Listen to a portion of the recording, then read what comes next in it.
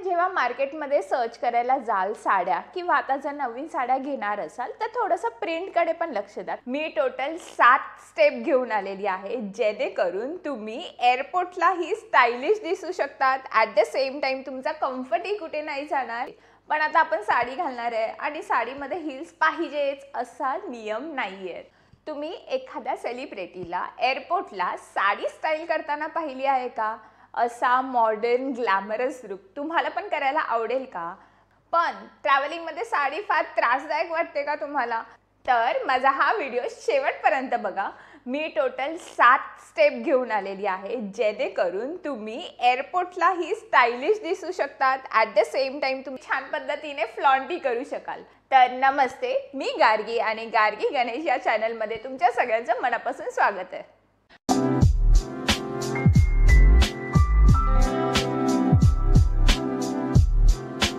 बाजूला तुम्ही स्क्रीनवरती बघत असाल हे मी 5 लुक कसे अचीव केलेले आहेत। हे 5 लुक तुम्ही बघा, मी हे या 7 स्टेपने अचीव केलेले आहेत। किती स्टायलिश, किती comfortable, yet up to date वाटतायत हे लुक। तर हे लुक मी कसे कसे अचीव केले ह्याचे सगळे डिटेल्स मी सांगणारच आहे। सोबतच कसं फॅब्रिक पाहिजे, कसा मेकअप पाहिजे, कसं कम्फर्टेबली वावरू शकता तुम्ही एअरपोर्टला, किती भरपूर वेळ चालू शकता तुम्ही एअरपोर्टला। चला तर मग सुरुवात करूया आपल्या व्हिडिओला। सगळ्यात पहिलं तर साडीसाठी फॅब्रिक कोणत्या पद्धतीने घ्यावं।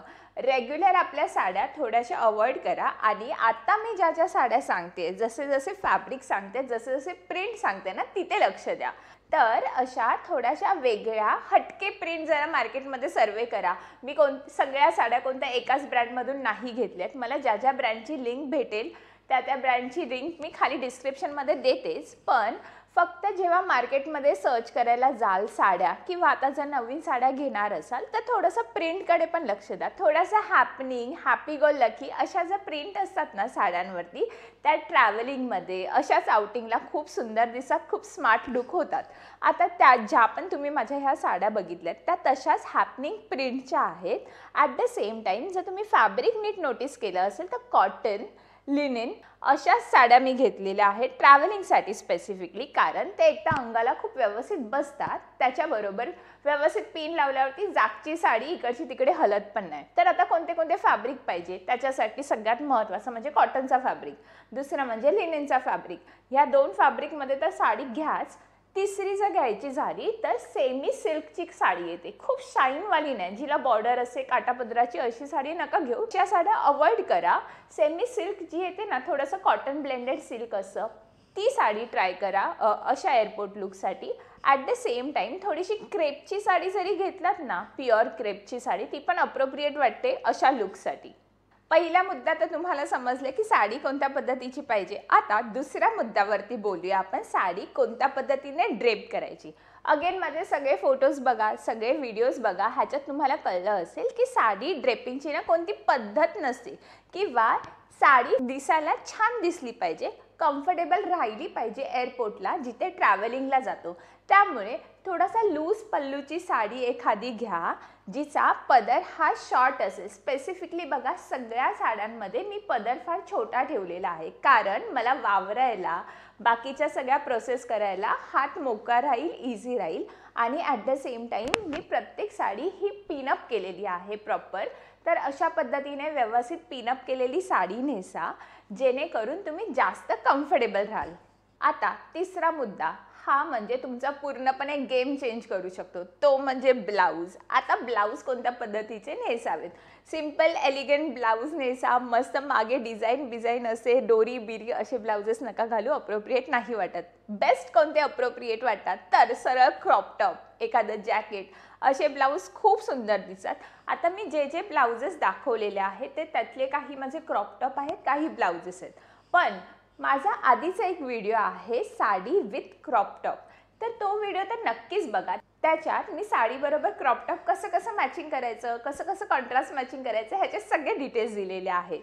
Back to this video. ह्या व्हिडिओमध्ये पण मी काही क्रॉप टॉप घातलेले आहेत, काही जॅकेट घातलेले आहे. इनफॅक्ट नीट बघा तर मी एका मरून कलरच्या साडीबरोबर वेस्टकोट ही घातलेला आहे. थोडासा फॉर्मल लुक, थोडासा एखादा फॉर्मल इव्हेंटला जायचं असेल तर असा फॉर्मल लुक करू शकतात तुम्ही ब्लाऊज बरोबर. ॲट द सेम टाईम आता मी जसं टी शर्टवरती साडी नेसलेली आहे तसं टी शर्टवरती घालू शकतात, जॅकेटवरती घालू शकतात तुम्ही साडी.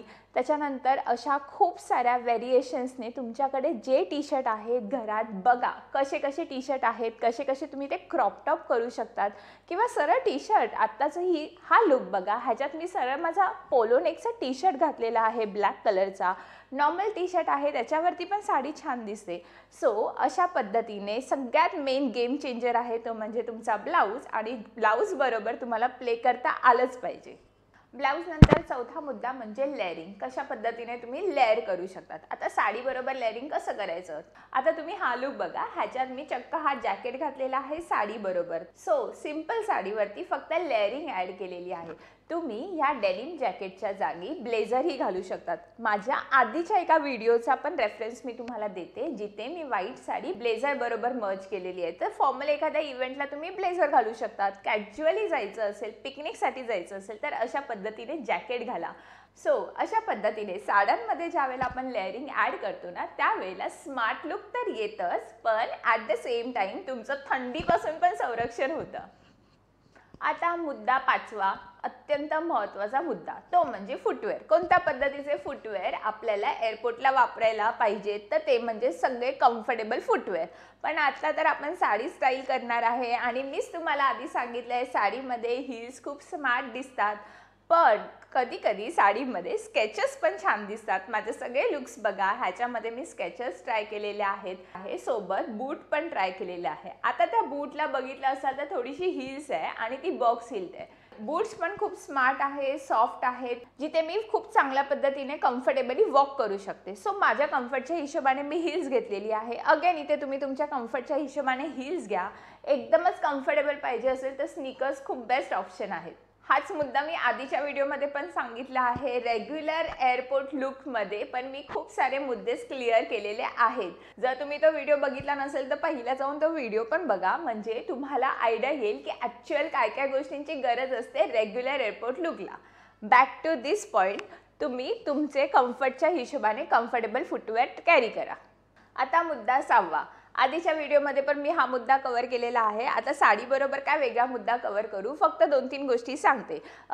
या मुद्द्यामध्ये मला बोलायला आवडेल ते म्हणजे मेकअप आणि हेअरस्टाईलबद्दल. आता मेकअप कोणता ठेवायचा. ऑब्व्हियसली एअरपोर्टला न्यूट्रल नो मेकअप लुक ठेवला तर तो जास्त अप्रोप्रिएट वाटतो, जास्त स्मार्ट दिसतो.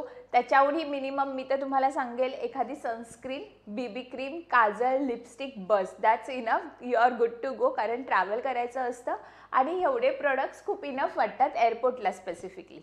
आता मेकअप नंतर मेन म्हणजे हेअरस्टाईल. कोणत्या पद्धतीच्या हेअरस्टाईल कराव्या. एअरपोर्टला अगेन भरपूर तामझाम असतं, त्याच्यात आपण साडी नेसलेली आहे. सो मी तर बोलेल सरळ आपण हेअर टाय केलेले जास्त छान दिसतात.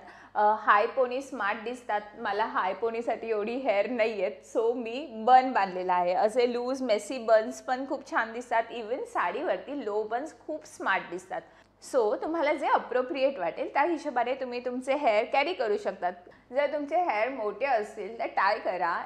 शॉर्ट असतील म्हणजे शोल्डर लेंथपर्यंत असेल तर बिंदास फ्लॉन्ट करा तुम्ही. मोकळे सोडा हेअर, तो स्मार्टच दिसतात. सो अशा पद्धतीने हेअर आणि मेकअप जास्त अप्रोप्रिएट वाटतील एअरपोर्टला. आता सातवा आणि शेवटचा पॉईंट, तो म्हणजे मस्ट हॅव ॲक्सेसरीज. कोणत्या ॲक्सेसरीज एअरपोर्टला जाताना असल्याच पाहिजे आपल्याकडे. तर ऑब्व्हियसली एक बॅग. जी बॅग, आता एवढे सगळ्या बॅग्स तुम्ही माझ्या बघा, ज्याच्यात मी साडी जर मला व्यवस्थित पाहिजे असेल तर थोडीशी मोठी बॅग घेतलेली आहे, जेणेकरून माझं बाकीचं सामान त्या बॅगेमध्ये व्यवस्थित राहील. आणि प्रत्येक बॅग ही प्रॉपर साडीला मॅचिंग पण आहे, म्हणजे बॅलन्स दिसलं पाहिजे. दुसरी गोष्ट, बॅगेमध्ये काय कोणत्या गोष्टी पाहिजेत. एक तर मेकअपचा तुमचा छोटासा पाऊच पाहिजे. दुसरं म्हणजे ऑब्व्हियसली सनग्लासेस, तुमचं परफ्यूम हे असलंच पाहिजे. आणि सगळ्यात इम्पॉर्टंट, जर तुम्ही साडी नेसणार असाल तर ही गोष्ट अजिबात विसरू नका, ती म्हणजे फॅशन टेप. आता मध्येच फॅशन टेप कुठून आणलीस गार्गी? तर सांगते, कधी कधी आपण लावलेला हा समजा पिन असेल, आपण शोल्डरला जो पण पिन असेल तो काय खराब झाला, तुटला वगैरे वगैरे, तर आपण एअरपोर्टला आपल्या बॅगेमध्ये, हँड बॅगेमध्ये पिन कॅरी करू शकत नाही. तर सेव्हियर म्हणजे फॅशन टेप, जी तुम्हाला खूप साऱ्या अडचणीपासून इझिली बाहेर काढू शकते. तर एखादी फॅशन टेप ही तुमच्या बॅगेमध्ये असलीच पाहिजे. सो आता ह्या 7 स्टेप्समध्ये तुम्ही असे छान छान, जसे मी हे 5 लुक केलेले आहेत, तुम्ही भरपूर लुक करू शकतात. तुम्ही एकदा परत पाहिजे तर बघा की कशा कशा पद्धतीने मी लुक्स कॅरी केलेले आहेत, कसे कसे लुक्स कॅरी झालेले आहेत, कसं मिक्स मॅच केलेलं आहे, इकडची साडी, तिकडचा ब्लाऊज, तिकडचं जॅकेट, शूज, ॲक्सेसरीज कसे कसे कॅरी केलेले आहेत. या सगळ्या मुद्द्यांच्या शेवटला मला एक सांगायला आवडेल, की पॉईंट किंवा इम्पॉर्टंट गोष्ट, ती म्हणजे तुमचा कॉन्फिडन्स. कोणतेही कपडे घाला, कसेही कपडे घाला, एअरपोर्टला साडी नेसा, नाहीतर कॅज्युअल कपडे घाला, स्टायलिंगचा सगळ्यात इम्पॉर्टंट आणि की पॉईंट तो म्हणजे तुमचा कॉन्फिडन्स. कॉन्फिडन्स नेहमी हाय ठेवा, सो कपडे हे आपल्याला सूट होणारच आहेत. आत्तापर्यंत जर तुम्ही माझा व्हिडिओ बघत असाल तर म्हणजे तुम्हाला माझा व्हिडिओ आवडलाच आहे. तर मग पहिलं जाऊन ते सबस्क्राईब तर करा आणि खूप जणींना शेअर करा, जेणेकरून ती लोक पण एअरपोर्टला खूप छान पद्धतीने साड्या फ्लॉन्ट करतील, खूप छान पद्धतीने स्टायलिश दिसतील आणि तुम्हालाच थँक्यू बोलतील नंतर. असे खूप सारे इंटरेस्टिंग व्हिडिओज येणाऱ्या काही दिवसात माझ्या चॅनलवरती येणारच आहेत.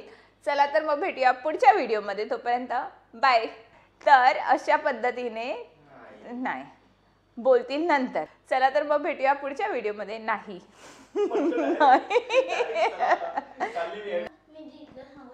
परी, अरे या मी ही आली आहे तर मला लय ब्लँक झाल्यासारखं.